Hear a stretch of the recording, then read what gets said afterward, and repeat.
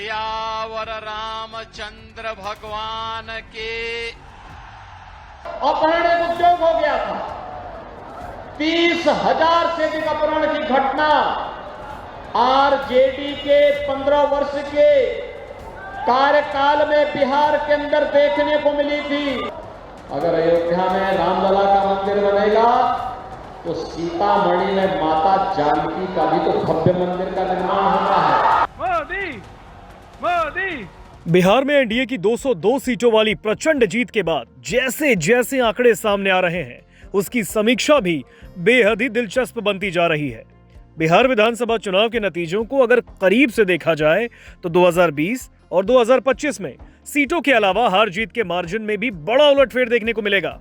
खास तौर पर वो 31 विधानसभा जहां पर उत्तर प्रदेश के मुख्यमंत्री और बीजेपी के फायर ब्रांड नेता योगी आदित्यनाथ ने रैलियां की। अगर उन विधानसभा में हार जीत के नतीजों और आंकड़ों पर गौर करें तो तस्वीर खासी रोचक दिखती है। तो क्या यह कहा जा सकता है कि यूपी के मुख्यमंत्री योगी आदित्यनाथ ने बिहार के रास्ते 2025 में ही यूपी का 2027 वाला होमवर्क पूरा कर लिया है? तो सबसे पहले दानापुर विधानसभा सीट पर बीजेपी के राम कृपाल यादव की जीत पर गौर करना जरूरी है। 2020 में यहां से आरजेडी के रीतलाल यादव 15,924 वोटों से जीते, जबकि इस बार जीत एनडीए की हुई और विजय का अंतर 29,133 वोट रहा, यानी करीब 2 गुना। और इसी तरह अगियाओं विधानसभा सीट पर बीजेपी का परचम लहराना बहुत बड़ा संकेत है, क्योंकि यहां पिछली बार हुए बाई इलेक्शंस में यानी कि उपचुनाव में सीपीआई के शिव प्रकाश रंजन ने 48,550 वोटों से बड़ी जीत हासिल की। तो वहीं इस बार के चुनाव में सारा खेल ही पलट गया। यहां मुख्यमंत्री योगी आदित्यनाथ की रैलियां हुई, इसके बाद माहौल बदलने लगा। चुनाव नतीजों में सबसे कांटे की टक्कर यहीं पर हुई। बीजेपी के महेश पासवान ने 48,550 वोटों से हुई पिछली बार की पार्टी की हार को चुनौती देते हुए 2025 में 95 वोटों से विजय हासिल की है। सीपीआई के शिकंजे से इस जीत को छीन लेना एक बड़ा चैलेंज था। आपको बता दें कि उत्तर प्रदेश के मुख्यमंत्री योगी आदित्यनाथ ने बिहार की 31 विधानसभाओं में धुआंधार रैलियां की। योगी के भाषण और संबोधन में बुलडोजर एक्शन और माफियाओं को पस्त करने की बात लाजिमी रही। उनकी सभाओं में ये शब्द हर किसी के कान में गूंजे। उन बातों पर रैलियों में तालियां बजी तो वहीं ईवीएम में बम्पर वोटिंग भी हुई। इसी का नतीजा है कि परिहार विधानसभा सीट पर भारतीय जनता पार्टी की गायत्री देवी ने 2020 में 1569 वोटों से जीत हासिल की, जबकि इस बार 2025 के चुनाव में 15,690 वोटों से जीती, यानी पिछली बार से 10 गुना की बड़ी जीत। अब बात कर लेते हैं जरा बक्सर की। बक्सर विधानसभा सीट पर 2020 के इलेक्शन में कांग्रेस के संजय तिवारी ने 3,892 वोटों से जीत दर्ज की, जबकि 2025 के इलेक्शन में भारतीय जनता पार्टी के आनंद मिश्रा ने 28,253 वोटों के बड़े अंतर से विजय हासिल की है। अब ये जीत 2020 के मुकाबले 9 गुना बड़ी है। इसी तरह सिवान विधानसभा सीट पर 2020 के चुनाव में आरजेडी के अवध बिहारी चौधरी ने 1973 वोटों से जीत हासिल की और इस बार सिवान सीट पर बीजेपी प्रत्याशी मंगल पांडे ने न केवल जीत दर्ज की, बल्कि उनकी जीत का अंतर पिछली बार के मुकाबले करीब 10 गुना ज्यादा रहा। यानी राष्ट्रीय जनता दल ने सिवान सीट 1973 वोटों से जीती, जबकि भारतीय जनता पार्टी ने वही सीट इस बार 9,370 वोटों से जीती।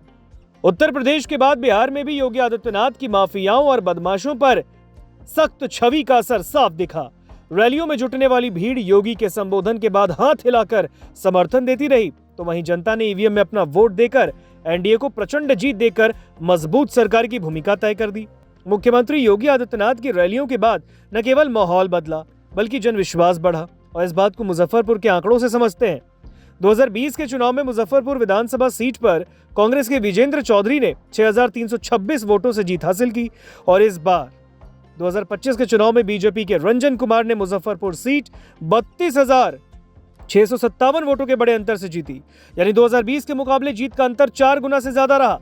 और इस तरह अतरी विधानसभा सीट पर आरजेडी के अजय यादव ने 2020 में 7,931 वोटों से जीत हासिल की, तो इस बार 2025 में हम के प्रत्याशी यानी जीतन राम मांझी की पार्टी के प्रत्याशी रोमित कुमार ने 25,777 वोटों से जीत हासिल की।